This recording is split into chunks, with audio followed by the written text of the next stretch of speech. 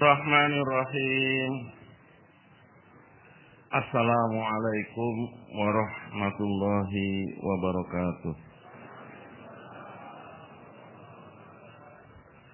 Alhamdulillah. Nahmaduhu wa nasta'inuhu wa nastaghfiruh. Wa nu'minu bihi wa natawakkalu alayhi. Wa na'udzu billahi min shururi anfusina wa min sayyiati a'malina. May yahdihillahu fala mudilla lahu wa may yudlilhu fala hadiyalah. Asyhadu an la ilaha illallah wahdahu la syarikalah wa asyhadu anna Muhammadan 'abduhu wa rasuluh. Sallallahu alaihi wa sallam tasliman katsiran katsira. Amma ba'du. Qala Allah Ta'ala: "Wa man ahsanu qawlan mimman da'a ila Allah wa 'amila shalihan wa qala innani minal muslimin." Wa qala nabiyyuna sallallahu alaihi wa sallam: "Kullukum ra'in wa kullukum mas'ulun an ra'iyatihi." Atau kama qala Rasulullah sallallahu alaihi wasallam.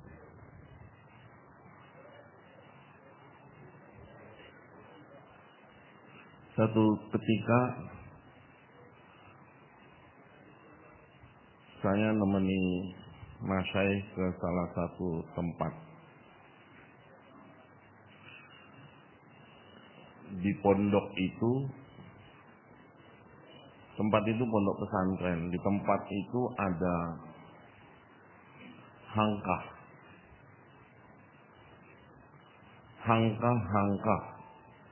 untuk zikir tarekat.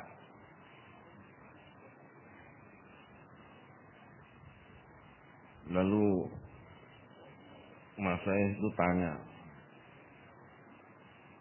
ini hangkah untuk siapa?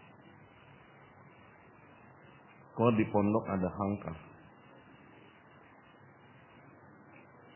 Maka oleh tuan rumah dikatakan, itu untuk siapa saja yang mau belajar zikir. Orang riyadohan, orang biasa, ada waktu-waktu khusus untuk melatih diri mereka berzikir di tempat tersendiri, ya, pakai kain-kain itu putih, kain-kain putih di kotak-kotak. Kalau hangkah-hangkah para masyaikh itu ya mereka bahkan di rumah-rumah mereka juga ada hangkah secara pribadi untuk suami sendiri, untuk istri sendiri. Itu hangkah. Kalau orang-orang dulu itu suka kalau di rumah itu dikasih papan untuk alas ukuran sejadah untuk bikin sendiri, untuk zikir. Saya lihat di wajah Masyaikh itu ada rasa tidak suka. Ada rasa tidak suka. Dia katakan, kenapa kau orang umum? Kenapa orang umum? Saya nggak paham maksudnya. Lalu beliau katakan, Abdurrahman, kamu tahu tidak manisnya dunia? Siapa yang tidak suka dengan manisnya dunia? Siapa yang tidak suka dengan manisnya dunia? Jangankan orang awam, ulama saja suka sama dunia. Jujur aja saya. Siapa yang nggak suka dengan manisnya dunia? Ad-dunya kulbun. Itu kata Nabi. Dunia itu manis. Zuyyina linnas hubus syahwat. Itu memang diciptakan itu untuk betul-betul dinikmati. Manis. Oh begitu. Saya bilang, pastilah dunia itu manisnya itu betul-betul mengenakkan begitu. Lalu kata Mas Syekh, tapi kalau orang tahu bagaimana manisnya zikrullah, itu manisnya dunia akan ditinggalkan begitu saja.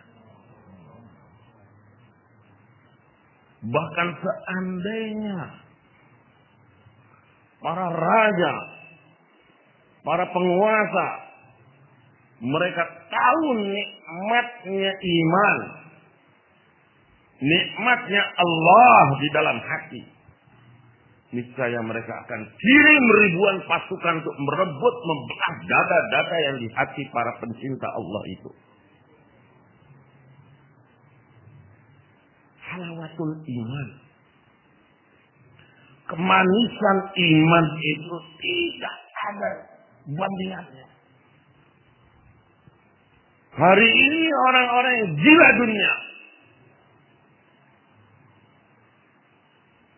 mereka tidak tahu betapa saingan mereka, musuh-musuh mereka itu bukan sesama pesaing dunia juga, pecinta dunia juga tidak. Tapi mereka akan lihat bagaimana orang yang gila Allah, betul-betul di dalam hati mereka itu cinta kepada Allah itu asyaddu hubba lillah. Kita bisa ngalahkan orang kalau sudah cinta dengan Allah, yang seharusnya menjadi kecintaan kita sebagai orang beriman. Walladzina amanu asyaddu hubba lillah. Itu tidak bisa dikalahkan dengan cinta dunia, cinta harta, kekayaan, kedudukan, jabatan dan sebagainya. Asyaddu hubba itu betul-betul lillah. Baru disebut halawatul iman.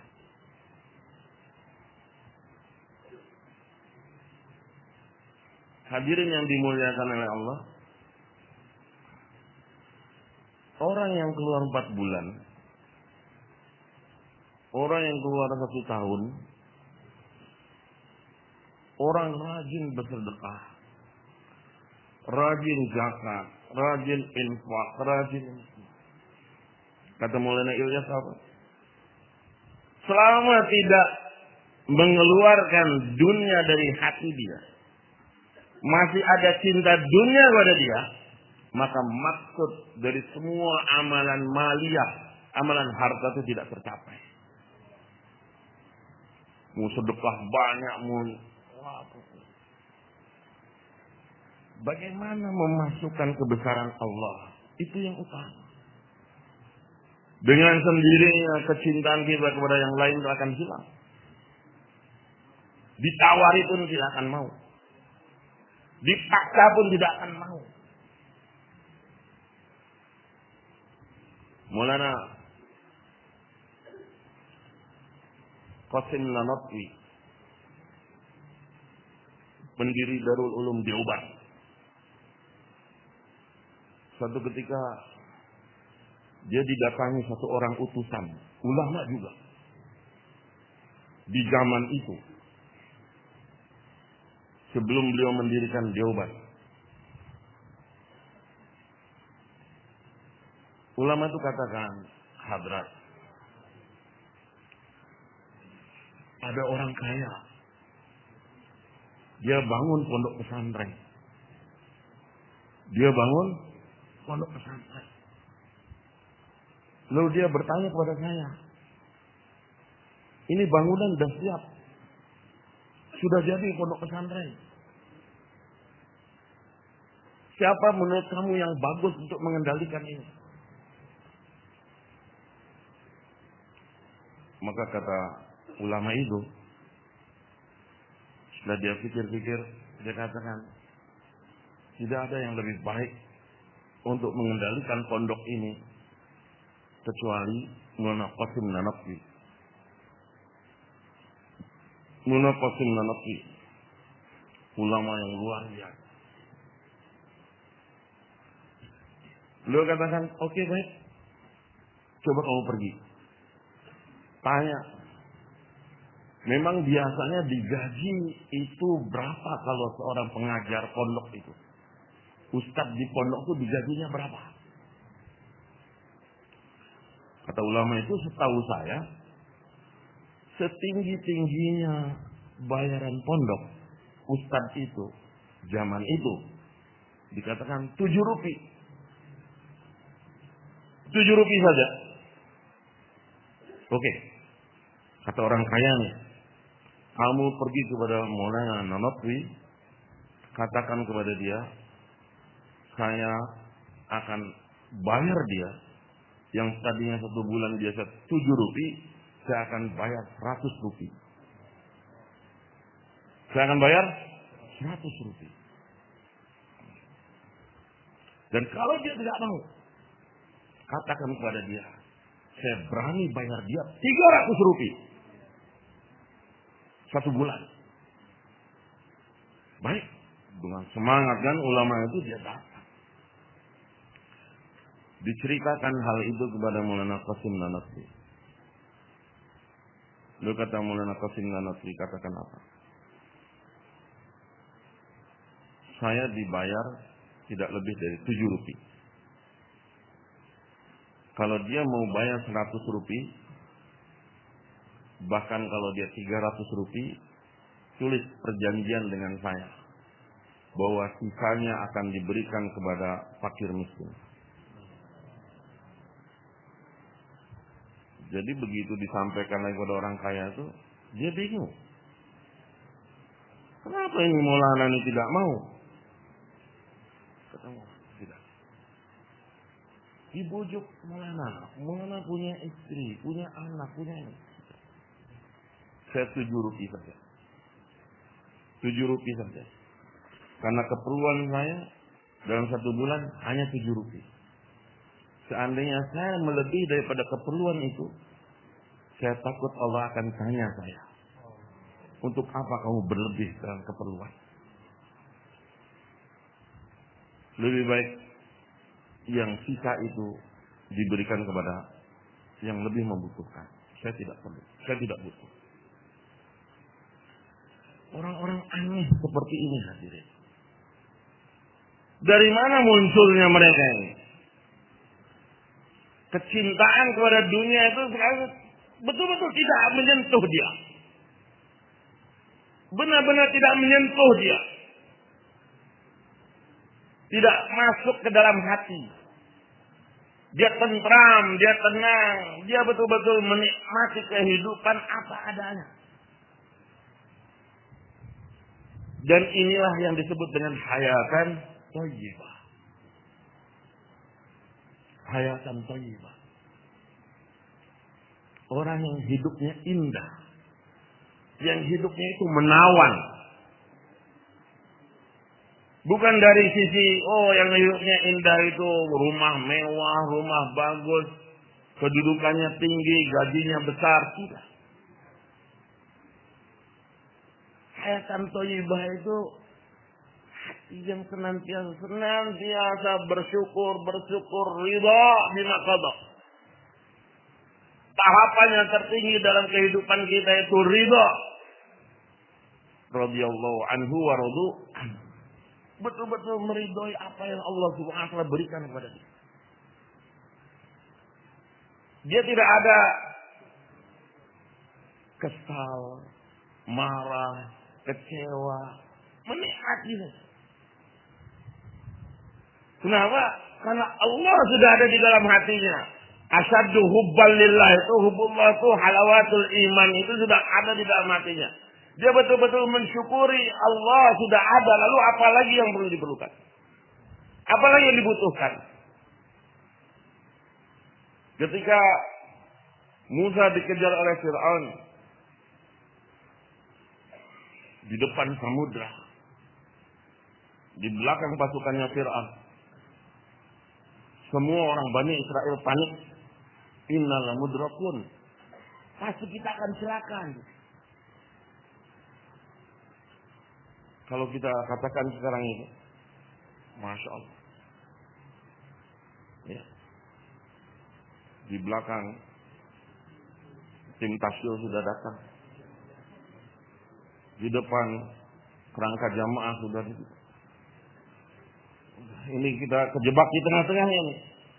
Kita pasti celaka ini. Nisab sudah lama nggak dibuat. Ketahuan sama orang halakong lagi. Udah ngumpet-ngumpet juga masih ketemu. Innal mudrakun nih, pasti kita kena nih. Ketakutan dia kan.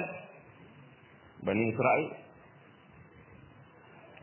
Apa kata Musa alaihissalam? Jangan takut. Lihat. Kata-kata jangan takut itu bukan sekedar omongan biasa. La khaufun alaihim wa lahum yahzanun itu betul-betul adalah apa? Inna ma'ya rabbi sayahdin. Sesungguhnya bersamaku itu ada Allah. Persis sebagaimana ketika Siti Hajar ditinggal oleh Ibrahim alaihissalam. Sebagaimana Siti Hajar ketika ditinggal oleh Ibrahim alaihissalam. Diperintah oleh Allah, wahai Ibrahim, bawa itu istri dan anakmu. Berjalan enggak berdentu. Allah enggak kasih rute. Allah enggak ngasih tujuannya kemana. Naik ke atas unta. Bawa istri dan anak kamu. Berjalan. Kemana ya Allah? Diam saja. Jalan saja. Sampailah di tanah Mekah. Turunkan wahai Ibrahim, turunkan. Ibrahim mau turun, engkau jangan turun. Jangan turun. Istri dan anak saja yang turun. Istri anak aja turun. Sudah gitu kata Ibrahim, kata Allah SWT, tinggalkan wahai Ibrahim. Berbalik Ibrahim tinggalkan. Sifat Anbiya itu taat. Enggak nanya, enggak protes, enggak apa, pergi. Siti Hajar yang panik kan, wahai Ibrahim, apakah engkau akan tinggalkan kami? Ibrahim enggak jawab. Enggak tahu perintah Allah selanjutnya apa. Wahai Ibrahim, apa engkau akan tinggalkan kami? Sampai 3 kali. Baru Ibrahim katakan, ketika istrinya bertanya, paham langsung istrinya. Ini pasti perintah Allah. Seorang nabi dia akan bergerak hanya karena perintah Allah. Wahai Ibrahim, apakah ini perintah Allah? Iya. Wah, tenang. Apa yang ada pada hati Siti Hajar? Tenang. Begitu kata Ibrahim bahwa dia sebut nama Allah saja, ini perintah Allah, hati Siti Hajar langsung tenang. Kalau begitu, Allah tidak akan menyia-nyiakan saya.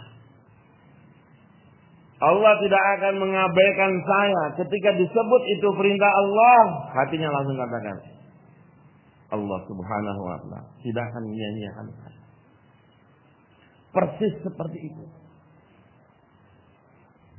Orang yang dia tahu iman, dia tahu Allahnya bagaimana. Hebatnya Allahnya. Bagaimana Allah melindungi dia. Bagaimana Allah menjaga dia. Bagaimana Allah memelihara dia. Dia tahu Allahnya.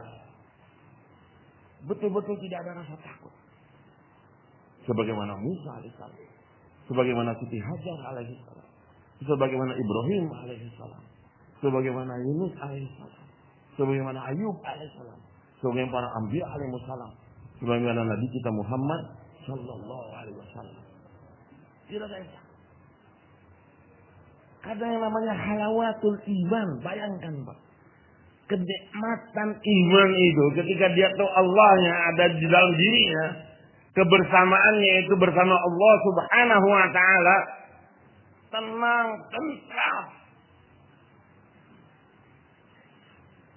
Maka apa orang-orang yang mendapatkan hayatan thayyibah itu? Mereka itu tidak ada masalah. Bandingkan dengan kehidupan yang dikatakan oleh Allah, ma'isyatan dongka, kehidupan yang sempit. Apakah yang hayatan thayyibah itu tidak ada masalah? Lalu orang yang ma'isyatan dongka, yang kehidupannya sempit itu pasti banyak masalah? Tidak. Dua-duanya banyak masalah. Bahkan pasti yang hayatan thayyibah itu masalahnya lebih banyak, lebih besar daripada orang yang ma'isyatan dongka. Kata siapa? Kata Nabi. Nabi SAW bersabda, orang yang asadul bala, yang paling banyak menderita itu siapa? Para anbiya. Orang kalau naik iman tambah masalah, naik iman tambah masalah, naik iman tambah masalah. Kalau nggak mau ada masalah, jangan beriman. Kalau nggak mau ada masalah, jangan beriman. Kamu akan bebas sebebas-bebasnya seperti binatang. Gak ada aturan, gak ada tertib, gak ada hukum, gak ada apa. Bebas silakan, saya binatang. Tapi begitu kamu ada iman, kamu akan diuji. Lalu apa bedanya kalau kita yang hidupnya hayatan thayyibah dengan ma'isyatan dongka? Allah berfirman di dalam Al-Quran, wa innahum ya'lamuna kama ta'lamun. Mereka itu juga sakit sebagaimana kamu sakit. Mereka juga menderita sebagaimana kamu menderita. Mereka juga diuji sebagaimana kamu diuji. Kamu juga akan menderita yang sama. Mengenai ketika perang Uhud itu kan, Abu Sufyan berkata, wahai Nabi Muhammad, wahai Muhammad, kita ini sama sekarang. Waktu Badar kamu yang menang, sekarang Uhud kami yang menang. Kita sama-sama. Pernah kalah dan pernah menang. Rasulullah SAW apa katakan kepada sahabatnya? Kamu yang jawab. Sahabat yang jawab, oh tidak, kami tidak sama. Abu Sufyan tidak sama bagaimana? Waktu Badar kamu menang, kami yang kalah. Sekarang Uhud kami yang menang, kamu yang kalah. Kata sahabat, tidak. Qatlana fil jannati wa qatlakum fil nar. Kalahnya kami itu masuk surga. Kalahnya kamu masuk neraka. Beda.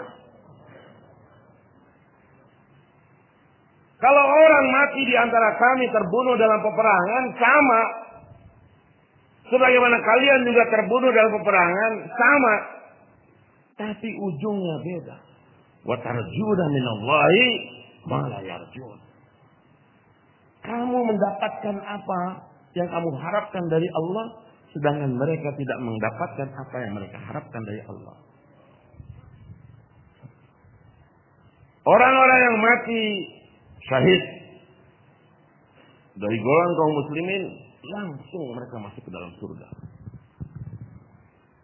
Sedangkan orang-orang yang mati di antara kalian wahai kufar, masuk langsung ke dalam neraka. Beda. Kata-kata innahum ya'lamuna kama ta'lamun. Kamu itu sakit, menderita, kena golok, kena pedang, kena ini, kena panah, tombak dan sebagainya. Kamu akan terluka, kamu akan berdarah, kamu akan terpenggal. Sama, mereka juga begitu. Tapi beda. Kelihatannya sama, tapi beda.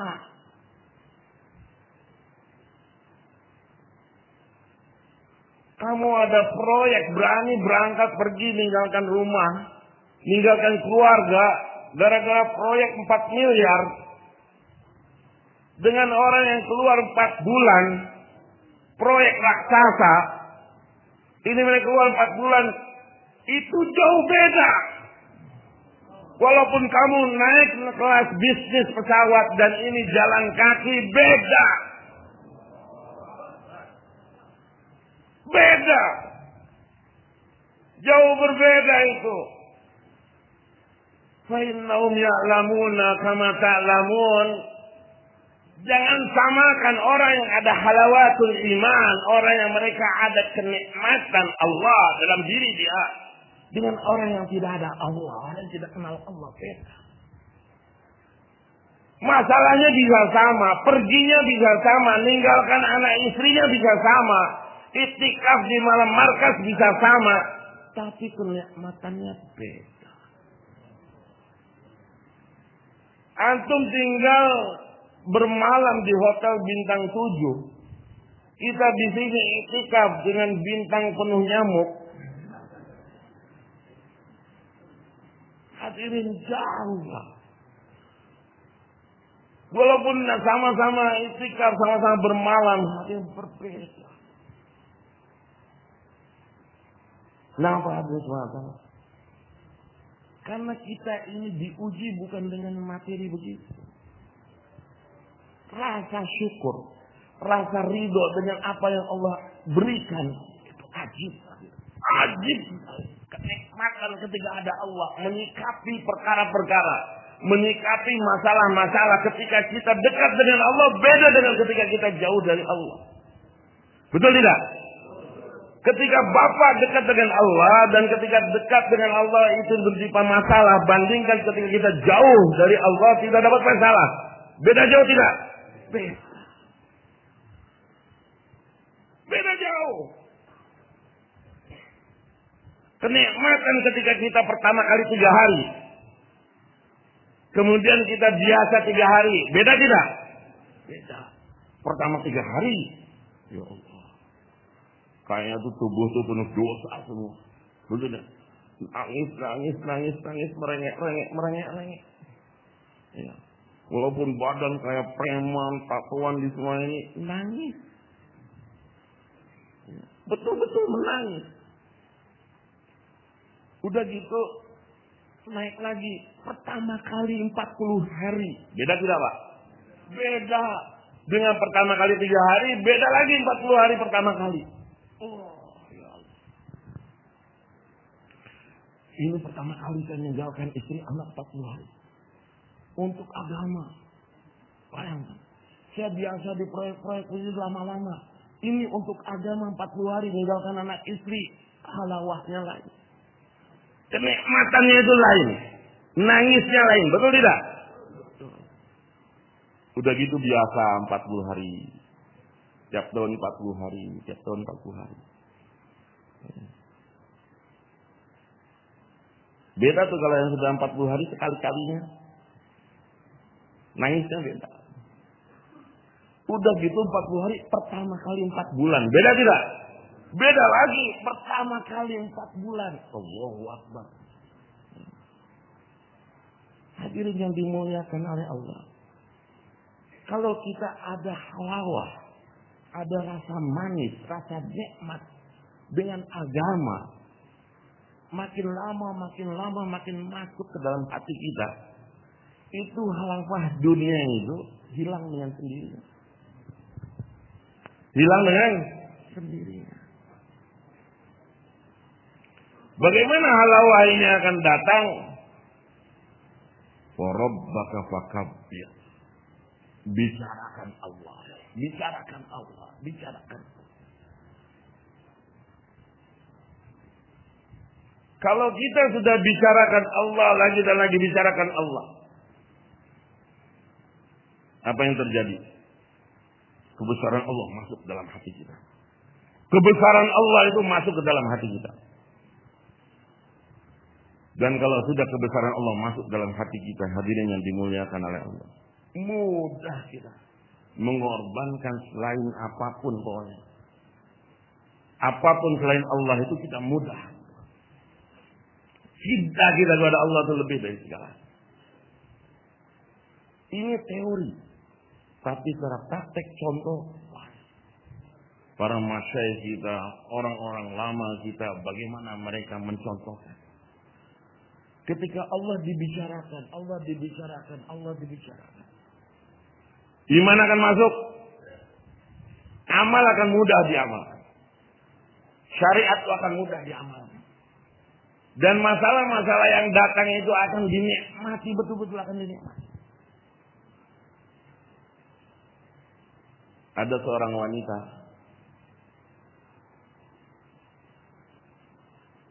tiba-tiba dia terjatuh. Dalam satu kecelakaan dia terjatuh.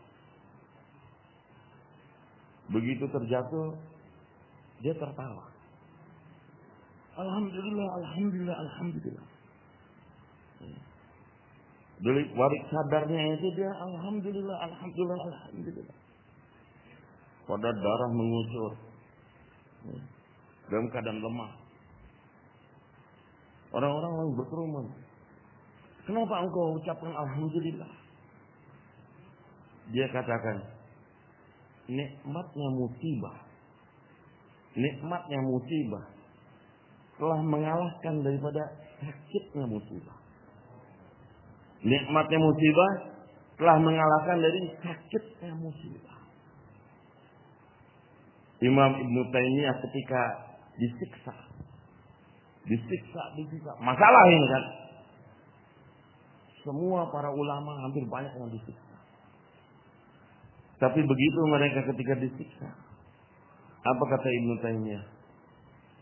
Ada apa ini orang-orang ini? Mereka musuh-musuhku. Yang namanya musuh itu pasti ingin mencelakakan. Yang namanya musuh itu pasti akan menyakiti. Betul tidak? Yang namanya musuh itu pasti ingin melukai dirinya. Jadi kata Ibnu Taimiyah, ada apa ini dengan musuh-musuhku? Mereka ingin melukai saya. Mereka ingin menyakiti saya. Padahal semua sakit, semua luka akan menambah cintaku kepada Allah. Menambah asiknya, manisnya dia bersama Allah Subhanahu wa ta'ala. Para imam dicambuk. Maulana Syekhul Hind Mahmudul Hasan dicambuk. Bagaimana cambuk? Dalam Islam itu kalau dicambuk itu kulit mesti terlepas. Kulit itu mesti terlepas. Daging itu mesti ikut. Bayangkan disabet dengan rotan 3/4 inch. Tubuh itu. Kalau Bapak lihat di Singapura orang dicambuk itu. Berapa cambukan? 3. Itu tandanya berarti di punggungnya itu 3 daging itu udah lepas dari tulang. Kalau 7, mesti ada 7 guratan. Bukan sekedar guratan merah saja, tapi dagingnya tercabut. Maka Maulana Zakaria ketika memandikan jenazah Syekhul Hind, Maulana Ilyas mengimami, menangis. Ini tubuh punggung begitu rusak. Bagaimana bisa terjadi? Ditanya kepada santrinya, muridnya, Mullah Husain Ahmad Madani. Ini bagaimana ceritanya? Guru kamu disiksa di Malta, di pengasingan sampai begitu rusaknya punggung. Apa jawabnya? Dia katakan, selalu guru kami ini apabila ditanya bagaimana perihnya, dia katakan kita bersyukur. Alhamdulillah kita hanya diuji dengan kesakitan dan keperihan ini, tidak diuji dengan kemusyrikan dan kekafiran. Walaupun disiksa. Jadi orang-orang yang mendapatkan hayatan thayyibah itu aneh. Yang beda dengan ma'isyatan dongka yang tadi yang sempit. Mereka mungkin rumahnya mewah, kaya raya, mobil dan sebagainya. Tapi ketika disentuh oleh masalah, penyikapannya beda.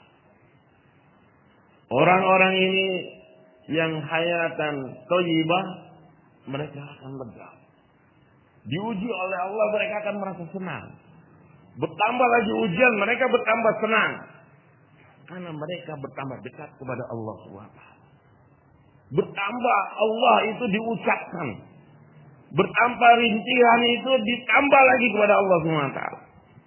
Tapi orang-orang yang mereka ma'isatan dongka, kalang kabut, panik, stres. Kemana saya harus mengadu? Kemana saya harus mengeluh? Kemana saya harus bersandar? Dia tidak tahu kemana. Itu beda. Maka yang kita cari dengan bicara Allah lagi dan lagi itu apa? Halawatul iman. Kenikmatan. Kita keluar 4 bulan untuk dapatkan itu. Kita keluar 40 hari untuk dapatkan itu. Kita keluar Masyura untuk dapatkan itu. Bagaimana supaya halawatul iman ini ada dalam diri kita. Sehingga menyikapi permasalahan-permasalahan itu nikmat saja. Semuanya akan jadi nikmat. Susah. Mudah. Sulit. Ini bagaimana. Dan hadirin yang dimuliakan oleh Allah. Apabila iman wujud dalam diri kita ini. Amal-amal itu akan mudah. Yang susah-susah itu tidak. Kenikmatan kita membaca Al-Quran, kenikmatan tahajud, kenikmatan sholat, kenikmatan. Apalagi urusan ekonomi, urusan keperluan, urusan sehari-hari. Masya Allah. Kita banyak stres karena itu. Panik karena itu. Istri-istri kita tidak siap dengan itu. Tapi kita tahu. Bagaimana kita menyikapinya?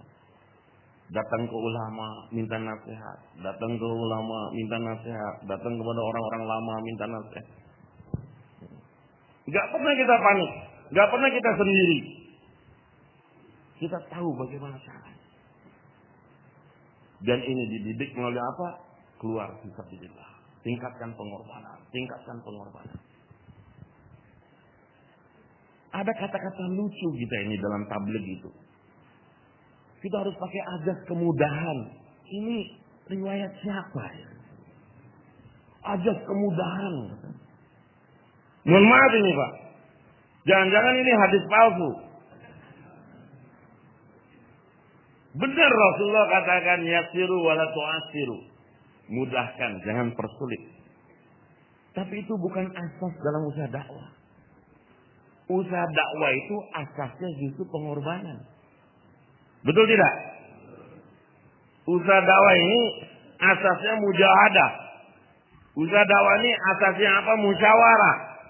Usaha dakwah ini asasnya apa? Tekan hawa nafsu. Usaha dakwah ini asasnya apa? Ketaatan. Gak ada kita asas kemudahan. Bahkan Maulana Yusuf katakan siapa orang yang dia ingin mendapatkan agama, mendapatkan kecintaan kepada Allah dengan duduk-duduk santai, sesungguhnya dia bukan menyembah Allah tapi menyembah hawa nafsunya. Siapa orang yang dia duduk santai, bersantai-santai ria, dengan ingin mendapatkan cinta pada Allah, mendapatkan agama yang sempurna, sesungguhnya dia bukan berusaha menyembah kepada Allah, tapi dia sedang menyembah kepada hawa nafsu. Tidak bisa. Iman itu ada taraki, ada tarbiyah. Tarbiyah itu mengangkat kita kepada taraki, kepada taraki. Semua orang yang akan mendapatkan tarbiyah, mendapatkan peningkatan dalam usaha iman ini, dia mesti ada tarbiyah. Tarbiyah itu apa? Tunduk pada hawa nafsu, mengalahkan hawa nafsu, tunduk pada ketaatan. Diarahkan kita supaya tunduk taat. Ada jamaah Masyura 3 pasang, 40 hari mau keluar Masyura. Bagaimana Ustaz? Ini mau keluar apa bagaimana? Kurang 1 pasang. Dikeluarkan atau jangan?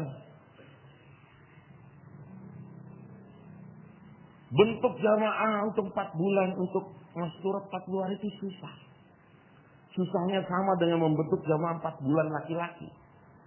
Membentuk jamaah 40 hari surat itu susah. Ini ada 3 pasang, kurang 1 pasang. Udahlah hasad kemudahan, keluarkan saja. Keluarkan saja itu. Tidak seperti itu. Apa kata mas saya? Batalkan. Nggak usah keluar. 3 pasang itu tidak keluar. Tidak keluarnya dia itu menundukkan hawa nafsu dan dia sudah sukses. Kalau dia maksakan keluar juga dengan menyalahi arahan, dia berarti menundukkan bukan tunduk pada ketaatan, dia tunduk pada hawa nafsu. Dia keluar karena hawa nafsu. Bedanya begitu, Pak. Asas pengorbanan, tunda. Tundanya apa? Ya karena dia menunda itulah dia hawa nafsunya tertekan. Sahabat radhiyallahu anhum itu pengen perang. Pengen perang. Udahlah kita berjihad saja. Kita ayolah bunuh-bunuhan enggak apa-apa. Di Mekah itu. Kita lawan kita. Jangan. Kata Nabi jangan. Kata Allah jangan. Udah kita lawan aja seada mati ya matilah gitu kan. Tidak, jangan kamu jangan perang. Jangan lawan. Tapi begitu ketika di Madinah, mereka katakan ditanya, kamu siap tidak untuk perangi orang-orang kafir musyrikin? Oh kami belum siap. Jumlah kami masih sedikit. Ya sudah kalau gitu kamu perang, kata Allah. Coba lihat Allah punya aturan. Ini tarbiyah namanya. Melawan hawa nafsu. Bagaimana kita tundukkan ini nafsu kita itu? Ini maksud kerja agama. Sehingga apa yang datang itu halawatul iman. Nikmatnya ketaatan, nikmatnya keimanan, nikmatnya kebesaran Allah Subhanahu wa ta'ala. Hadirin yang dimuliakan oleh Allah, ketika dia pengen perang, jangan perang. Ketika tidak mau perang, Allah suruh perang. Bapak-bapak sekarang nih, kalau kata Mas saya, seluruh kartun Indonesia ngasah golok, kita perang. Siap nggak Pak? Siap. Ya, jangan dulu makanya. 4 bulan dulu, ya, sepertiga hidup dulu. Itu saja susah. Kalau ngasah golok mah gampang Pak. Hebatnya Mas saya itu begitu. Kita tidak boleh perang kalau karena hawa nafsu. Kita tidak boleh keluar hanya karena hawa nafsu. Tidak juga kita tidak keluar karena hawa nafsu. Semuanya mesti dengan ketaatan. Tunduk manut. Itu kita akan menghasilkan tarbiyah iman yang luar biasa. Kita nggak tahu apa rahasia di balik itu. Tapi semakin kita tunduk, semakin kita taat, semakin kita Allahu Akbar. Di situ tarbiyah itu akan meningkat. Adanya taraki, peningkatan. Hikmah dalam kejadian-kejadian kita susah ini dan sebagainya, pasti di balik itu tuh ada ganjaran. Man 'amila shalihan falinafsihi wa man asa'a fa'alaiha. Siapa yang dia berbuat baik, dia akan dapat kebaikan itu walaupun bentuknya lain. Dan siapa berbuat buruk, dia akan dapatkan balasannya dari keburukan itu walaupun bentuknya lain. Bapak nisab sambut takazah, Allah akan kasih kebaikan itu dengan balasan yang mungkin Bapak tidak rasakan. Bapak tidak nisab, nggak itikaf di markas, nggak buat amal makomi, Allah akan kasih balasan walaupun Bapak tidak sadari balasan itu. Innal abroro lafi na'im wa innal fujjara lafi jahim. Apa kata Imam Ibnu Qayyim? Innal abroro, orang-orang yang baik, orang-orang yang nurut, orang-orang yang taat itu lafi na'im, dia berada dalam kenikmatan. Dia berada dalam kenikmatan walaupun bentuknya lain. Bentuknya tidak materi, bentuknya tidak kebendaan. Tapi dia pasti lafi. Lafi itu kata betul-betul penegasan. Dia pasti dalam kebaikan. Gimana sih ini Pak Ustaz? Katanya makomi itu begini-begini. Katanya kalau kita taat, kita disambut tak aja. Kok tetap aja miskin? Rumah aja kontrakan terus. Padahal doa minta sama Allah, ya Allah kasih rumah yang sederhana aja ya Allah, yang 10 lantai. Ada kolam renangnya aja ya Allah. Itu juga nggak dikasih. Ngontrak lagi. Sampai meninggalnya itu dikontrakan. Ya. Udah ketika hidup dikontrakan. Mati juga kontrak cuma setahun. Harus bayar. Ini enggak begitu hadirin. Innal abroro lafi naim, orang yang taat itu pasti dalam kenikmatan baik di dunia dan juga di akhirat. Gimana nikmatnya? Ya itulah nikmat iman itu, dia ada halawah. Ada kenikmatan tinggal di rumah kontrakan itu ada kenikmatan. Bisa jadi rumahnya kontrakan, tapi anak-anaknya hafiz semua. Betul kan?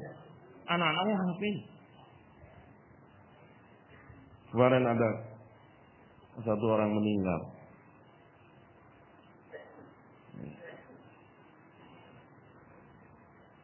Begitu kita katakan, jangan dulu dikubur. Tunggu nanti. Biar anak-anak saya yang akan kuburkan, yang menerima mayit di dalam kubur. Wah, keluarnya udahlah berpikir, udah kuburkan aja. Untuk apa sih nunggu? Anaknya Ustaz Andi nih. Udah kuburkan aja. Yang satu keluarga, satu orang itu dia katakan, tidak. Pokoknya dikuburkan harus orangnya. Yang menerima mayit itu harus orang yang hafiz Quran. Keluarganya mengejek. Kenapa? Apa sih kelebihannya? Kenapa harus begitu? Mana dalilnya? Dia tidak lihat.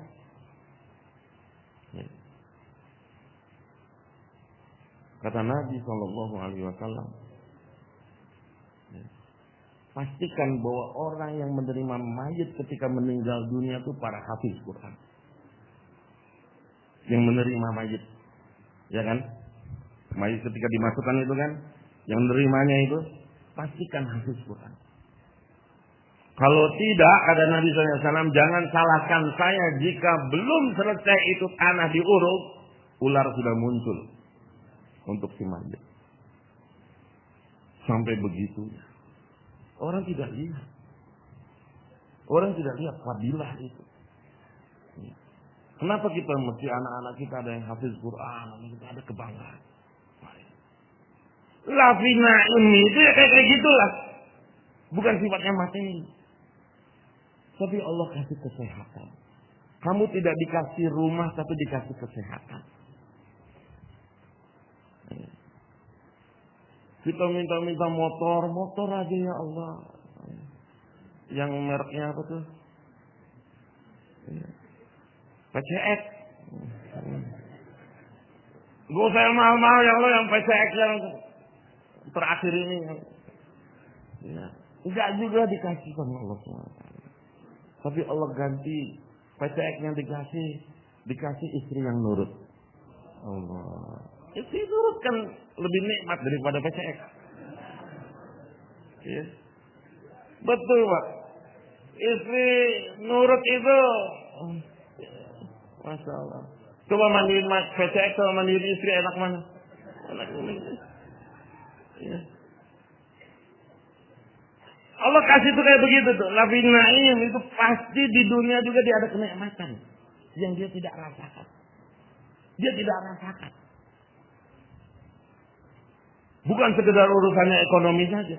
Kita harus yakin bahwa dengan kita taat pada Allah, Dengan kita sambut takaza agama, turut kepada apapun yang dikehendaki oleh Allah Rasulnya, Allah pasti akan ganti.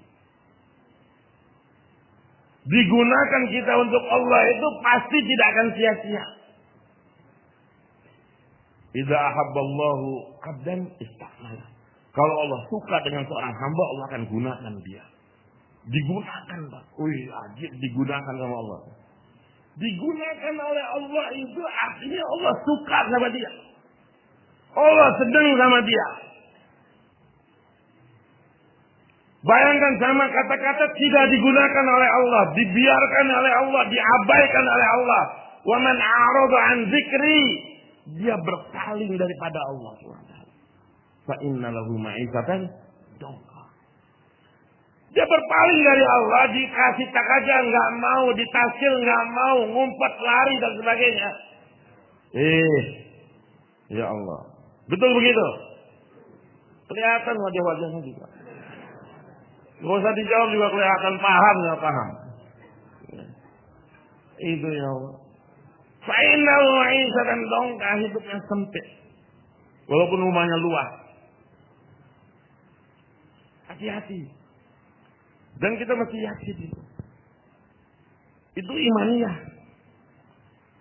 Apapun yang terjadi pasti ada balasan. Ada satu orang tawakal kepada Allah. Ajib dia kalau udah dengar bayan, dengar ini ceramah, imannya naik. Dia tawadu sama Allah, tawakal kepada Allah. Orang miskin, orang fakir, betul-betul miskin. Sampai hari itu dia kelaparan. Dia minta doa kepada Allah, ya Allah ya Rahman, saya lapar ya Allah. Kirim makanan ya Allah, kirim makanan. Kirim makanan ya Allah. Ini perkara kayak begini di tafakut itu penting. Makanya kalau ke Masai itu kan kalau dikatakan, kamu mau keluar 4 bulan ini mana tafakutnya? Oh saya yakin sama Allah. Saya bisa selesai dengan sholat saya. Itu Masai pasti akan katakan, yaudah sholat sini coba. Minta 10.000 aja coba turunkan. Gak usah banyak-banyak, 10.000 saja. Enggak begitu Pak. Tafakut itu. Tapi ini orang memang betul-betul dia tawakal sama Allah. Enggak punya apa-apa. Miskin, fakir, papa. Minta sama Allah. Enggak tahunya itu. Begitu selesai amin doa. Masuklah. Seekor sapi masuk ke rumah halaman dia. Ke dalam rumahnya. Langsung orang itu katakan, dahsyat Allah. Belum turun tangan baru amin sudah datang sapi, ya Allah. Engkau maha baik ya Allah. Engkau maha mendengar ya Allah. Barulah dia puji-puji Allah kan. Engkau maha sayang kepada saya Allah. Engkau maha mendengar hambamu ini ya Allah. Engkau maha dipuji-puji Allah. Dan sapi masuk. Ya sudah. Dia merasa itu Allah yang kirim. Diikat. Sembelih. Sembelih sapi itu kan. Sembelih dikuliti potong-potong. Beb. Panggil istrinya kan. Ya. Nih. Kita pesta hari ini. Kita makan. Kita masak. Istrinya taat saja dikasih suami sapi kayak gitu, nggak nanya ini itu lah, terima saja. Bikin sop, bikin sop masak. Lagi masak gitu, udah jadi, tiba-tiba datang satu orang. Assalamualaikum, waalaikumsalam. Ada apa Pak? Kamu lihat sapi saya tidak?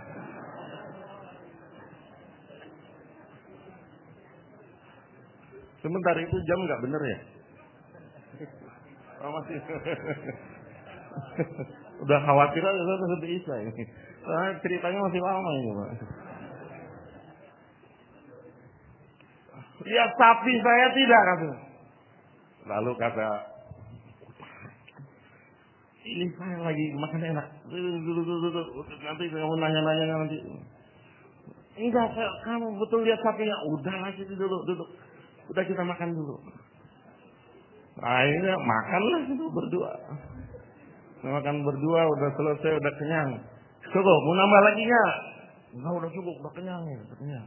Benar kenyang, benar kenyang. Ya udah, kamu mau nanya apa tadi itu? Antum lihat sapi saya tidak? Lihat sapi saya tidak? Sapi, saya tadi ada sapi datang ke sini. Terus, ya saya sembelih. Terus sekarang mana? Ya, ini kan kamu makan tadi itu. Kamu itu kurang ngajar. Gak ngomong-ngomong, gak nanya-nanya dulu. Itu kan sapi saya. Nah, siapa yang tahu? Dia datang sendiri, saya doa kepada Allah, saya lapar ya Allah. Saya lapar, kirimkan saya makanan, datang sapi. Saya apa? Kata dia, enggak, kamu nggak betul itu. Singkat cerita, diadukanlah kepada Nabi Daud alaihi salam. Cerita kepada Nabi Daud, wahai Nabiullah, ada apa? Diceritakan. Kata orang miskin itu, saya kelaparan, wahai Nabiullah. Engkau ajarkan saya tawakal, saya doa sama Allah. Saya minta sudah dikirim makanan, datang sapi. Saya sembelih. Itu kan yang ngirim Allah. Wah, ini 4 bulan kelas tinggi nih Pak. Karbon kelas tinggi betul-betul dia. Waduh dahsyat ini. Parah. Udah gitu kata yang satu. Gak begitulah, gak bisa. Kan dia harus tanya dulu punya siapa. Kan saya yang punya. Tapi saya itu doa ya, wahai Nabiullah. Saya doa. Datang sapi. Salah saya apa? Berdebat. Nabi Daud nggak bisa apa-apa. Dia mohon pada Allah, ya Allah ini ada kasus begini-begini. Apa solusinya? Apa solusinya? Kata Allah SWT, wahai Daud, suruh yang kaya itu, yang pemilik sapi itu, supaya ikhlas. Sudah relakan satu sapi itu. Udah, nggak usah disebut-sebut lagi. Nggak usah disebut-sebut lagi. Ikhlas saja. Itu rizkinya memang si fakir itu. Ya sudah, disampaikanlah. Langsung marah. Nggak bisa lah. Masa ikhlas, enak aja ikhlas. Satu sapi itu harganya berapa? Ya kan begitu. Nggak bisa. Dia nggak taat sama Nabi, sama keputusan Allah SWT.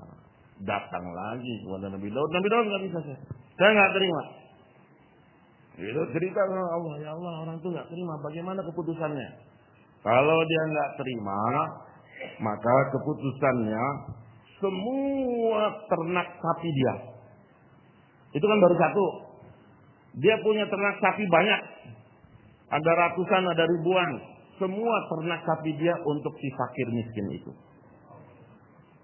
Dan dia harus rela, ikhlas. Dengan keputusan itu dia ikhlas. Disampaikan oleh Nabi Daud. Ya. Sini orang kaya. Kamu diputusnya gini. Udah. Kalau kamu nggak ikhlas dengan satu ekor itu, berarti seluruh sapi yang kamu punya itu, ternak sapi yang kamu punya itu, berikan sama si miskin itu. Dan udah ikhlas, jangan ngomong apa lagi. Udah terima saja, manut samina watona. Tambah marah kan dia. Nggak bisa begitulah. Udah satu sapi nggak ikhlas, masa harus semua sapi? Saya nggak terima. Ngadu lagi. Nabi Daud, ya Allah ini orang nggak nerima. Ya sudah, kata Allah, kalau gitu semua peternakan sapi dia, semua peternakan unta dia, kambing dia, ayam dia, bebek dia, ikan dia, semua hewan-hewan yang dia punya, semua serahkan pada fakir miskin itu. Dan diam. Ikhlas. suruh ikhlas, nggak usah protes. Disampaikan, tambah marah dia kan. Wah, nggak bisa ini, saya apa urusannya sama unta, kambing, ayam, bebek semua. Ini kan masalahnya satu sapi saya. Kok sampai ke semuanya harus diikhlaskan? Nggak terima lagi. Itu kebayang nggak Pak wajahnya orang miskin tuh? Kebayang nggak orang miskin tuh? Itu lafi naim tuh, betul-betul lafi naim gitu. Ya betul-betul dalam kenikmatan dia tuh. Dia duduk manis aja gitu kan, sambil kipas-kipas gitu kan. Insya Allah gitu. Yang bela nabinya, yang bela nabi loh, yang bela Allah sama Rasulnya. Ya Allah, itu nikmatnya hidup kayak begitu ya. Coba bayangkan. Terus apa kata Nabi Daud pada Allah, ya Allah, dia nggak nerima. Apa kata Nabi Daud? Ya sudah, kalau begitu peternakan dia seluruhnya dan perkebunan pertanian dia, mau beras, mau gandum, mau mangga, mau buah, mau tanaman apa saja, semua serahkan pada fakir miskin itu dan dia terima. Ikhlas. Pastilah nggak terima hadirin. Sama marah, tambah uring-uringan aja dia. Benar-benar dia tuh tambah kacau ini Nabi ini. Ya, Nabi tambah kacau ini. Ya. Orang tuh kalau lihat syuro sekarang kan ini syuro aneh-aneh aja ini sekarang. Ya. Tertibnya makin aneh aja nih syuro nih. Aduh, betul-betul. Persis kayak gitu tuh. Persis kayak gitu. Persis kasusnya tuh kayak gitu tuh. Ya. Waduh ini syuro. Mas syuro nggak boleh dikritik lagi. Enak benar gitu. Akhirnya apa kata Nabi Daud, ya Allah begini-begini. Kata Allah, kalau dia nolak juga ya sudah. Sekarang seluruh peternakannya, seluruh pertaniannya, perkebunannya, dan keluarga dia semuanya. Anak, istri, cucu, bibi, kakek, nenek, apa semua. Jadi budak hamba sahayanya si fakir miskin itu. Ya Allah, betapa stresnya itu orang kaya Pak. Lihat, bayangkan lagi orang miskin tuh Pak. Oh, itu bayangkan lagi. Dia bagaimana menikmati hidup itu. Aduh ya Allah. Luar biasa. Innal abrara lafi na'im wa innal fujara lafi jahim. Akhirnya enggak terima. Apa keputusan terakhir? Allah firmankan kepada Nabi Daud, "Wahai Daud, dengan kebijakanku, dengan kebijakanku, bunuhlah semua keluarga si orang kaya itu. Bunuh. Pancung mereka dan serahkan seluruh harta kekayaannya, mau rumah, mau tanaman, perkebunan, peternakan pada orang miskin itu.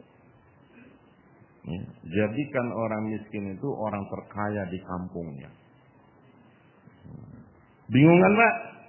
Bingung nggak? Malaikat aja bingung. Malaikat itu bingung Pak. Ya Allah, ini apa ini ceritanya? Jadi Nabi Daud juga bingung. Ya Allah, apa ini ceritanya ya Allah? Kok bisa begini? Kata Allah, panggil semua. Penduduk kampung dipanggil. Nabi Daud kan raja, sekaligus nabi. Lalu beliau katakan, kalian dengar apa hikmah rahasia di balik ini? Maka Allah SWT katakan, wahai Daud, bawa seluruh ahli kampung itu beserta dua orang ini, yang kaya dan si miskin, bawa ke satu hutan. Dibawa ke satu hutan. Suruh berhenti di satu pohon. Lalu suruh gali. Digalilah itu. Kawasan itu digali. Ternyata ditemukan tulang belulang. Dan ada cincin-cincin atau kancing-kancing emas apa semua, ada bekasnya yang masih tidak hancur. Apa ini ya Allah? Kata Nabi Daud. Apa ini ya Allah? Wahai Daud, sampaikan kepada mereka, tahukah mereka ini kerangkanya siapa? Mayitnya siapa? Apa kata Nabi? Kami tidak tahu ya Allah. Ini adalah orang terkaya. Dahulu kala ini orang paling kaya di kampung ini. Ya, orang paling kaya. Dia punya peternakan, dia punya perkebunan, dia punya harta kekayaan banyak. Keluarganya makmur. Tapi dia dibunuh oleh pembantunya sendiri, oleh budaknya sendiri. Dan semua hartanya diambil. Keluarganya dipancung, dibunuh semua. Ya. Dan tahukah kamu siapakah itu? Orang yang kaya raya itu adalah nenek moyangnya si fakir miskin. Dan si pembunuh adalah nenek moyangnya si orang kaya. Allah putarkan lagi kembali. Sebetulnya dengan satu sapi itu udah selesai. Kalau dia ridho, dia nurut, dia taat. Dah, ikhlas. Satu sapi saja. Selesai masalah kamu itu. Tapi karena dia tidak ridho dengan keputusan Allah. Dia tidak taat pada apa keputusan nabinya. Maka lihat Allah kembalikan. Rezeki siapa, punya siapa, aslinya punya siapa, asalnya dari mana Allah kembalikan. Man amila salihan falinafsi wa man asa'a fa'alaiha. Innal abrara lafi na'im wa innal fujjara lafi jahim. Dalam kehidupan ini tidak ada yang gratis. Tidak ada yang bebas. Kita pasti ada akibat. Akibat baik dari perbuatan yang baik. Akibat buruk dari perbuatan yang buruk. Jangan merasa bebas ketika kita ini tidak ada sangkut paut dengan agama. Merasa senang kita tidak digunakan oleh Allah. Ada akibatnya. Ada akibatnya. Dan berprasangka baik, yakin dengan seyakin-yakinnya kalau saya digunakan oleh Allah, pasti itu kebaikan yang datang pada diri kita. Pasti, Pak. Zahirnya mungkin kita bertambah jarang ketemu keluarga, bertambah susah, letih dan semua. Tapi yakin kebaikan itu pasti akan datang. Allah nggak buta. Ya. Satu orang ada kasus pembunuhan, saya sering ceritakan. Ya. Dua orang ditangkap. Yang satu sebetulnya tidak membunuh, yang A. Yang B sebetulnya membunuh. Tapi ditangkap dua-duanya, dipenjarakan. Yang satu karena dia tidak membunuh, doa kepada Allah, ya Allah, saya tidak membunuh. Engkau maha tahu ya Allah, saya ini tidak membunuh. Engkau maha tahu ya Allah, saya tidak membunuh. Bebaskan. Engkau maha adil ya Allah, bebaskan saya. Bebaskan saya dari tuduhan ini. Ini enggak betul ya Allah, saya tidak membunuh. Yang B sebetulnya membunuh. Dia berkata kepada Allah, ya Allah, aku yang membunuh ya Allah. Engkau maha tahu, aku yang membunuh. Aku tidak bisa bohong. Ya, aku yang membunuh. Tapi aku bertobat ya Allah. Aku salah. Aku mengaku. Aku tidak akan ulangi lagi itu ya Allah. Ya Allah. Aku mohon rahmat-Mu ya Allah. Lihat hadirin. Yang satu tidak membunuh, doa minta keadilan pada Allah. Ya Allah, Engkau maha adil, tunjukkan keadilan-Mu ya Allah. Saya tidak membunuh, bebaskan saya. Engkau maha adil. Yang satu membunuh, dia katakan, ya Allah, aku memang membunuh. Kau maha tahu ya Allah, berilah rahmat-Mu padaku ya Allah. Besoknya di pengadilan, hakim putuskan apa? Yang A ini yang tidak membunuh, hukum pancung, dipancung dia sampai mati. Yang B yang membunuh malah dibebaskan. Bingung lagi kan? Malaikat juga bingung. Nanya lagi ke Allah, ya Allah, ini rahasianya apa ya? Udah tahu Engkau kan ya Allah, Engkau maha tahu bahwa yang membunuh itu si B. Tapi kenapa yang dipancung si A yang tidak membunuh? Apa kata Allah? Wahai malaikatku, yang A itu tidak membunuh. Tapi dia minta keadilanku. Dan aku maha adil.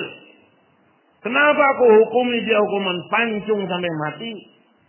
Karena dia pernah membunuh satu ekor semutku. Aku balas.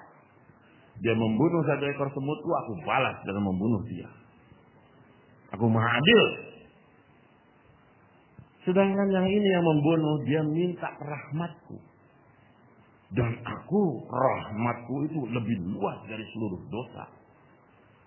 Lebih luas dari semua kesalahan manusia. Aku bebaskan dia.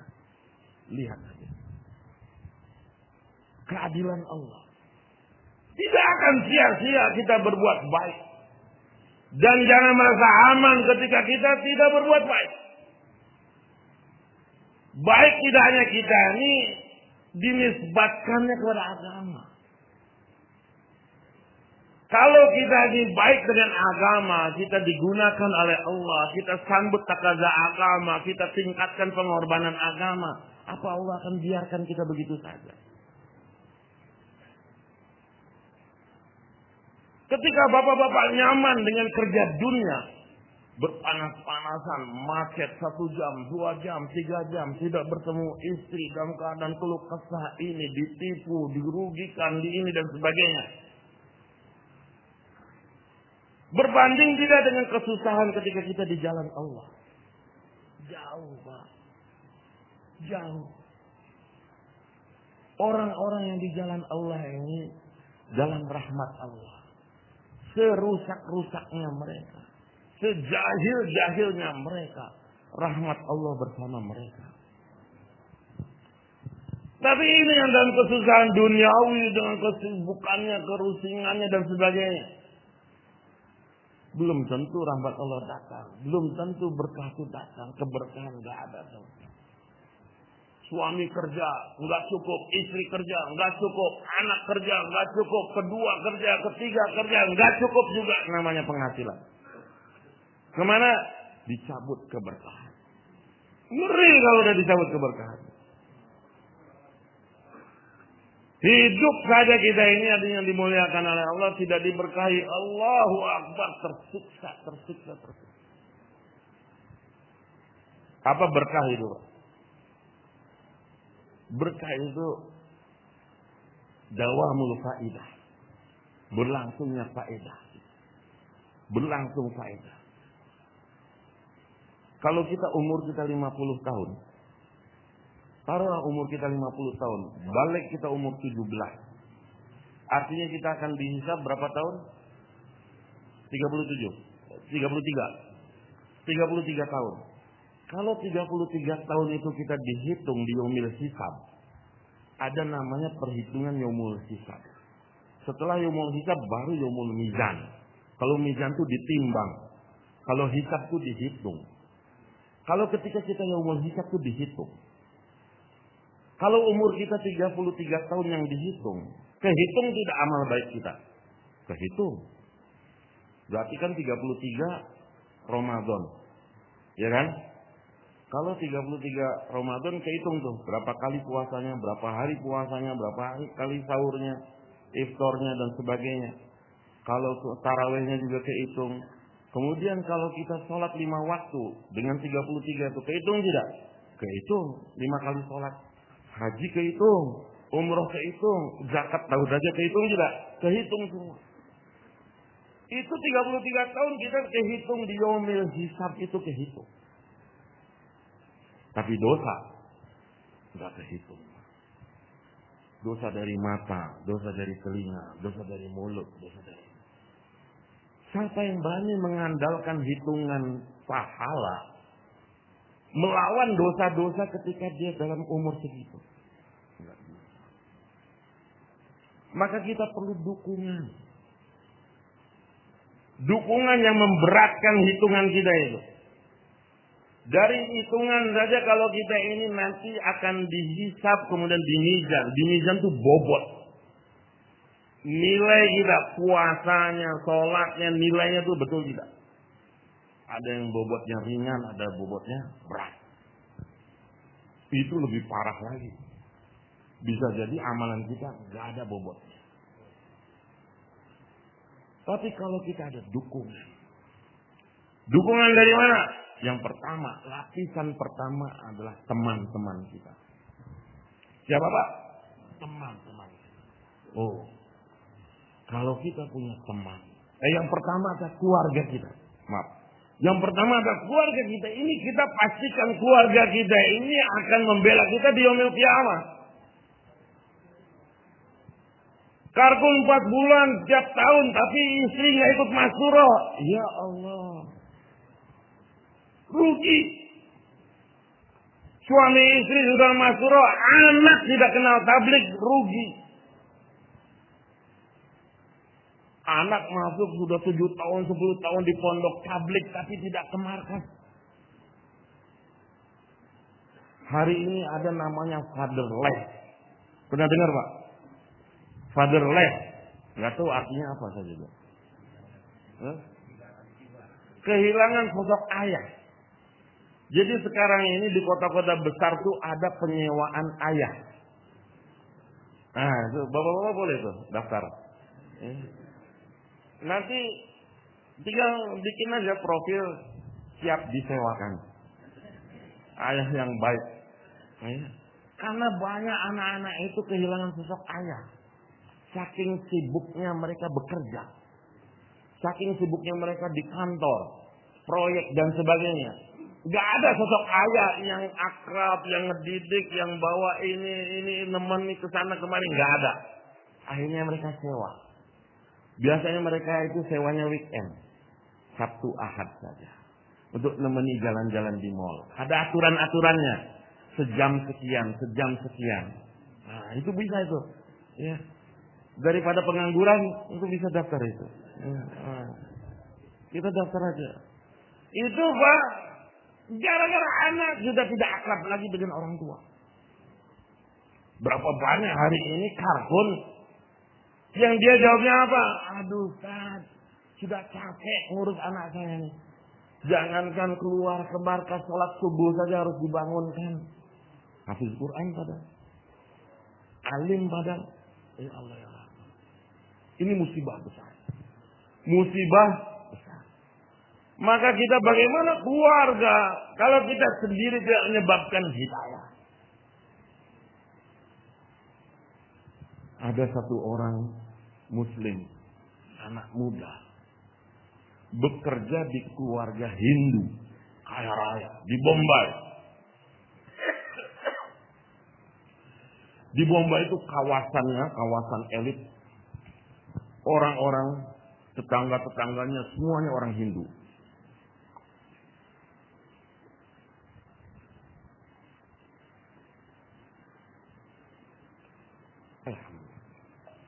Semuanya orang Hindu. Dia bekerja sebagai pembantu. Bekerja sebagai pembantu. Keluarga Hindu. Keluarga Hindu tuh punya anak perempuan. Gadis. Yang ini perjaka bujang. Pacaranlah mereka. Waduh benar-benar kayak sinetron India. Pacaran mereka ini. Pacaran ketahuan sama keluarga Hindu. Dipanggil kan anak. Apa-apaan kamu pacaran sama orang Muslim? Ya aku sudah cinta. Itu kan lain agama, nggak apa-apa, saya ikut agama dia. Marah. Ya sudah, kalau gitu kamu pergi dari rumah ini. Diusir. Dibawalah sama ini si pemuda ini. Dibawa pemuda ini. Si perempuan itu ke kampungnya di Tatanagar. Satu kawasan Tatanagar. Itu kawasan orang Muslim. Masuk Islam si perempuan menikah. Masuk Islam kemudian menikah. Setelah menikah, yang laki-laki ini nggak ada kerjaan. Ini namanya juga ART. Walaupun gaya asisten, tapi ya tetap pembantu. Ya. Yang perempuan berpendidikan. Akhirnya yang kerja perempuan. Yang kerja perempuan. Dia ngajar. Ini kisah nyata ini, Pak. Bukan film. Jadi dia mengajar, dia bolak-balik ke rumah. Ketika dia mengajar itu, dalam bolak-balik dia lihat ada satu rombongan. perempuan bercadar semua. Dia tertarik, didekatin. Oh, kami ini sedang ada di rumah ini. Dia ikut, ternyata jamaah masturat. Ternyata jamaah masturat. Dia jamaah masturat, dia ikut, dia duduk, dia dengar taklim. Ada dalam hatinya perasaan dia. Perasaan. Kok suami saya beda? Enggak seperti yang dibilang dalam taklim, dibilang dalam ini. Namanya suaminya juga orang awam. Orang muslim tapi awam. Sholat enggak, ini enggak, dan sebagainya. Maka begitu dia pulang dari nusrah jamaah masturat itu. Ya, awalnya yang sekali. Kemudian dia tiap hari datang ke masturat itu, nusrah, dia ikutin kemana itu, nusrah pindah, dia ikutin lagi, dia ikutin. Dia mulai berpikir, bagaimana ini ternyata suami saya ini nggak benar ini. Islamnya nggak benar ini suami saya. Maka dia pun bujuk. Akhirnya satu ketika dia minta alamat di antara masyarakat itu alamat di antara masyarakat itu alamat rumah. Supaya suaminya itu ikut bagaimana? Dia pikir loh, supaya suaminya ikut keluar 3 hari. Dia bersiasat bagaimana? Ayo, sehingga dia ada ngajak suaminya, ayo kita jalan-jalan. Saya pengen jalan-jalan. Jalan-jalan kemana? Ya pokoknya jalan-jalan, saya ada teman di rumah itu. Ya sudah. Biaya dari mana? Saya ada kumpulkan uang, saya sudah siapkan. Jalanlah. Akhirnya kata istrinya, Mas, saya itu rumah teman saya itu, saya akan ke situ. Mas nanti tinggal di masjid ya. Oh ya udah nggak apa-apa. Ya.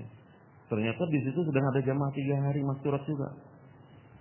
Jadi si perempuannya ikut di jamaah, yang laki-lakinya ikut di jamaah rijal. Kenalah dia di situ kesambet. Ya. Dapat hidayah. Ya.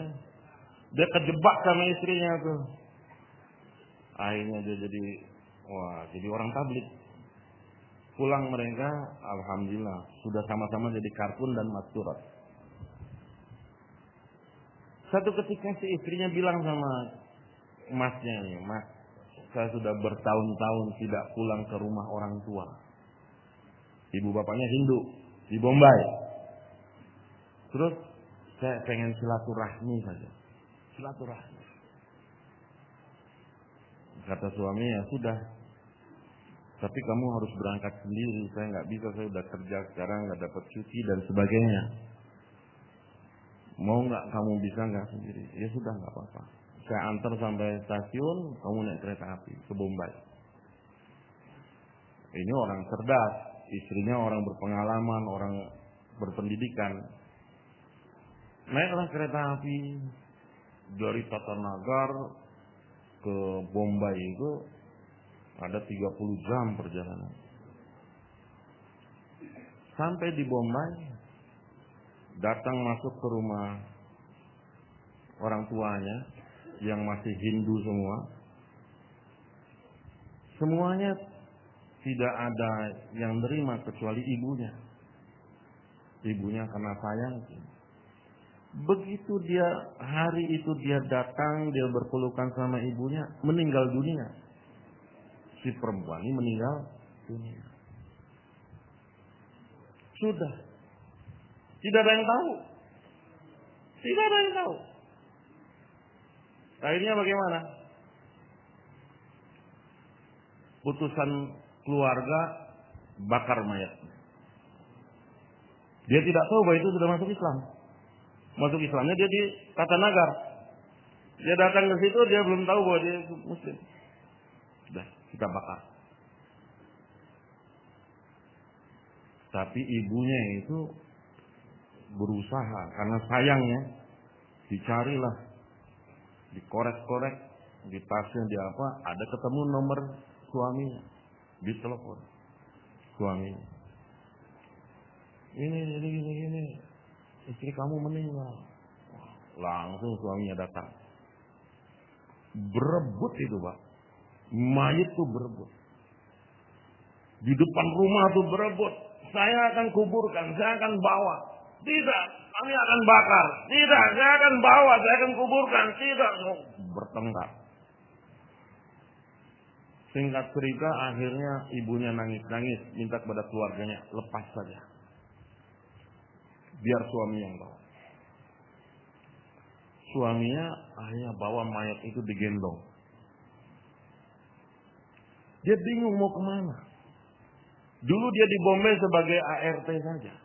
Sebagai pembantu rumah tangga. Gak ada kenalan, gak ada siapa yang...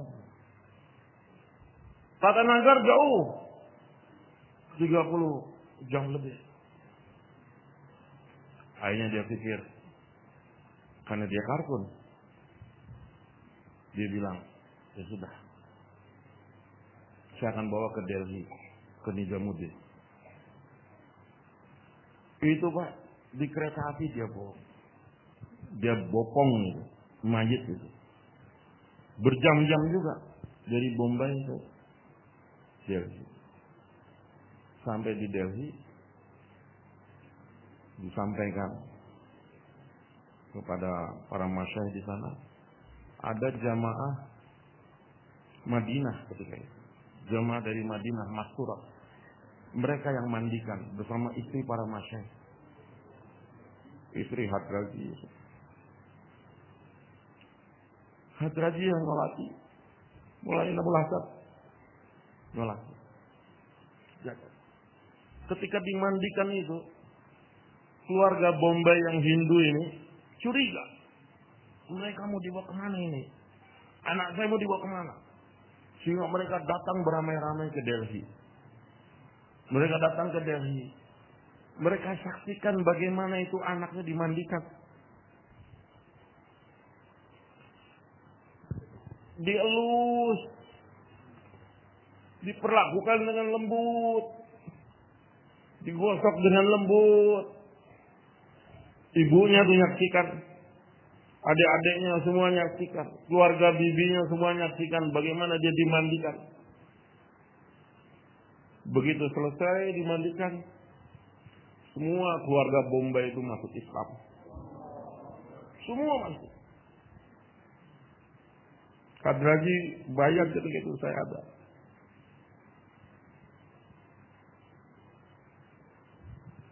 Orang beribadah itu Pak.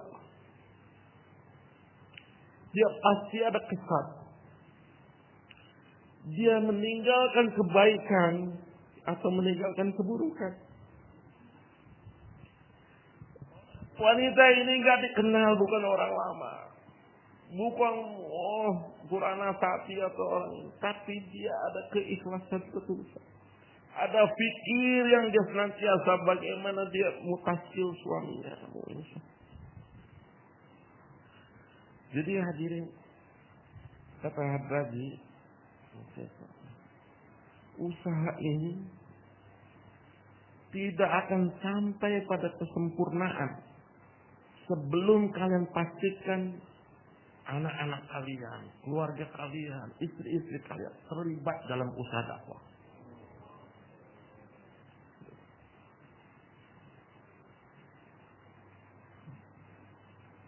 Kemudian orang itu duda ini, akhirnya dia pulang. Itu masuk Islam kurang lebih ketika itu hadirin 96 atau 97 orang masuk Islam. Ketika itu saja. Begitu lihat mayitnya dimandikan. Terus dikuburkan. Ya Allah. Ini orang mati bisa membawa hidayah. Kita yang masih hidup susah membawa hidayah.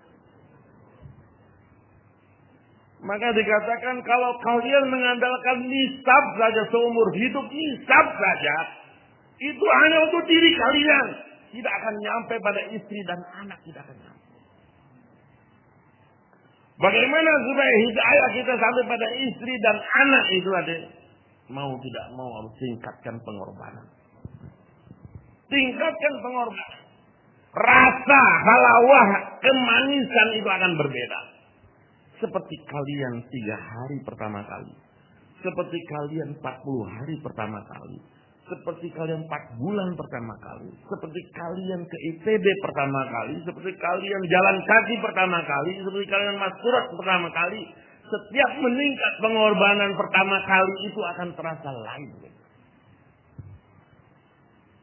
40 hari pertama beda dengan 40 hari kedua, ketiga, keempat. Kan itu. Makanya dalam agama itu ada taraki, peningkatan pengorbanan. Kamu akan merasakan yang berbeda. Kemanisan yang berbeda. Saya kemarin sebulan di markas ini. Saya pulang langsung saya katakan, saya ikrarkan kepada keluarga saya betah di Ansor. Seandainya sisa hidup saya untuk Ansor juga saya siap. Saya pulang sebulan sekali, setahun sekali nggak apa-apa.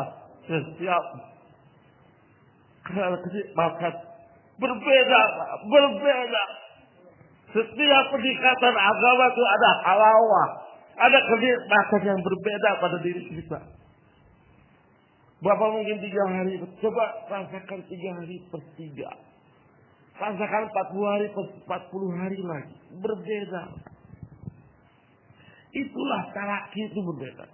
Baru diri kita ada sima. Tahu sima apa ya? Ada sima, ada karisma, ada wibawa. Didengar oleh istri, didengar oleh anak, didengar oleh orang-orang lain. Satu ketika Maulana Ahmad Syahid, saya pernah cerita, Maulana Ahmad Syahid, dia berjalan, dia naik kuda. Lewat ke satu pasar namanya Pasar Khonun. Di situ ada villa 3 lantai. Yang milik punyanya itu disebutnya Bibi Khonun. Bibi Khonun itu pelacur tingkat atas. Pelacur tingkat elit.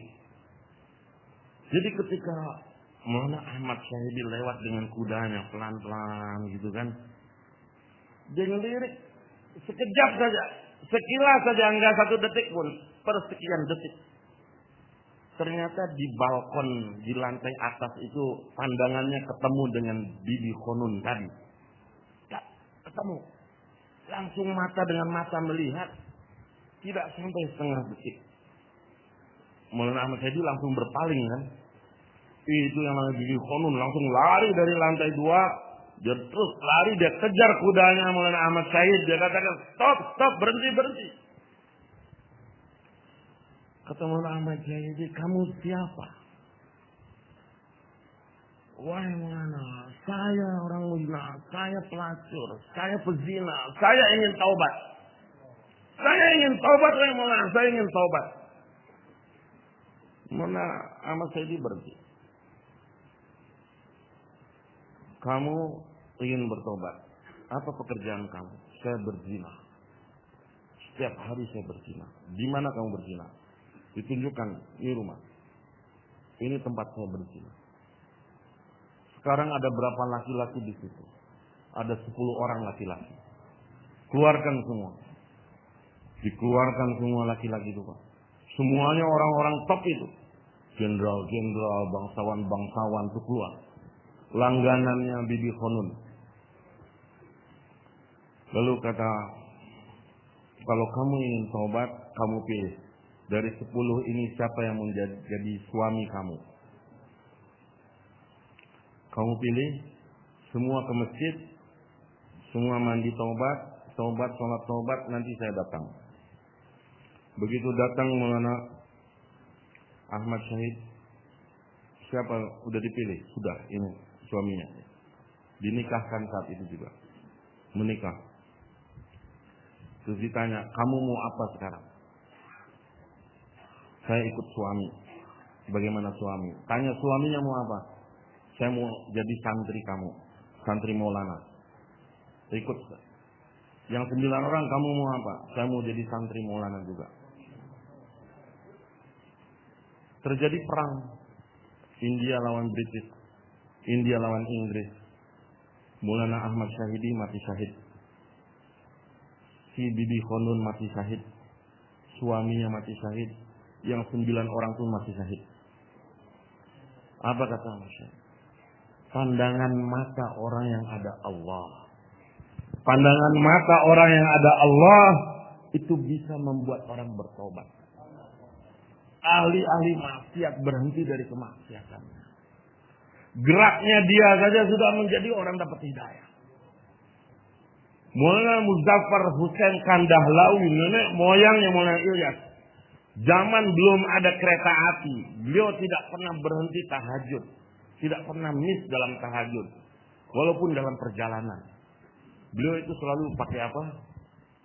Pakai pedati. Pedati yang itu keledai itu ya. Yang keledai. Dia akan sewa kemana saja misalkan ini. Dan kalau 5 waktu dia akan mampir ke masjid. Kalau malam dia akan tahajud. Itu yang punya gerobak pedatinya tidur. Dia akan sholat di atas pedati itu. Keledai itu jalan sendiri. Keledai itu jalan sendiri. Begitu sampai saja di tempat mana dia akan tiba. Ya, langsung itu ribuan orang akan masuk Islam. Begitu orang hadirin semua punya nur. Kita ini punya derajat dari mulai Maulana Mujaddid Al-Fitani, kemudian Maulana Imdadullah Muhajir Makki, Maulana Rashid Ahmad Ganggohi, Maulana Qasim Nanotwi, sampai ke Maulana Ilyas rahmatullah alaihi, Maulana Yusuf rahmatullah, Maulana Inamul Hasan rahmatullah. Ini gabungan dari semuanya. Ini nur-nur semuanya ini, ya Allah, luar biasa. Ini hasilnya. Kita ini, tabligh ini lahir dari rahim-rahim mereka. Rahim tasawuf, rahim dakwah, rahim ini. Orang tidak akan bisa lihat bagaimana rintihannya Maulana Haji Imdadullah. Haji Imdadullah Maulana Mujaddid Al-Fitani dikatakan hebat dahsyatnya Akbar ketika itu melenceng dari agama. Tidak ada yang bisa menghentikan Akbar kecuali siapa? Tangisannya Maulana Mujaddid Al-Fitani. Tangisan dia, rintihan dia, kerisauan dia akan rusaknya umat ketika itu hancur kebatilan. Makanya dikatakan dalam hadis, man ro'a minkum mungkaran falyughayyirhu biyadihi. Kalau lihat kamu kemungkaran, kamu rubah dengan tangan. Tidak bisa dengan bicara, dengan lisan. Tidak bisa dengan hati. Makanya Maulana Mujaddid Al-Fitani dia dengan hatinya. Maulana Ilyas dengan risaunya, tangisannya. Maulana Rashid Ahmad Ganggohi dengan pergerakannya. Maulana Qasim Nanotwi dengan ta'limnya. Maulana Zakaria Hafizahullah alaih dengan zikirnya, dengan tasawufnya. Maulana Inamul Hasan dengan apa? Dengan diamnya. Diamnya aja itu bisa menimbulkan hidayah. Diamnya Maulana Inamul Hasan hadir jutaan orang masuk Islam. Diamnya saja. Padahal matanya tidak pernah berkedip. Kalau Bapak lihat Maulana Inamul Hasan, matanya tidak pernah berkedip. Tidak tahu kapan dia tidak tidur, kapan dia tidur.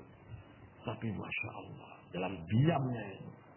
Maulana Yusuf rahmatullah alaih dengan semangat siapnya. Maulana Syekhul Hindi, Maulana Mahmudul Hasan dengan ruh jihadnya. Maulana Ilyas bayat jihad dengan Maulana Mahmudul Hasan. Jadi kita di tabligh lahir dari rahim-rahim mereka. Kita punya kekuatan. Maka untuk itu hadirin yang dimuliakan Allah, tidak akan dapat kita. Kalau kita tidak tambah pengorbanan, tambah pengorbanan, tambah pengorbanan. Enggak cukup dengan nisab. Tidak cukup dengan nisab. Kalau kita ingin bahwa istri kita bela kita, anak kita bela kita nanti yaumil akhirat, pastikan kita tambah pengorbanan. Insya Allah semua bersedia hadirin. Yang kedua pastikan juga hadirin. Teman-teman kita hadirin. Kita mesti banyak teman. Karena teman itulah yang akan membela kita di yaumil akhirat. Kita ke markas untuk perbanyak teman. Semua yang ada di list kon kita nih, di handphone kita itu, siapa yang tidak mendekatkan diri kepada Allah, itu perusak nanti pengkhianat di yaumil akhirat. Yang tidak mendekatkan diri kita kepada Allah, hati-hati. Kita punya teman akrab ini, teman akrab ini, teman duniawi. Mereka yang akan menyeret kita di yaumil kiamat ke neraka jahanam. Tapi teman-teman ini nih, Masya Allah. Ya. Yang bukan saudara, bukan apa, nggak ada tawaran, nggak ada transaksi, nggak ada apapun. Mereka ini akan membela. Ya Allah, saya lihat dia di malam markas. Ya Allah, saya lihat di malam musyawarah. Saya lihat lagi nusra jamaah. Saya lihat dia lagi makom, ya Allah. Dia ngacung. Saya nggak rela dia masuk neraka, ya Allah.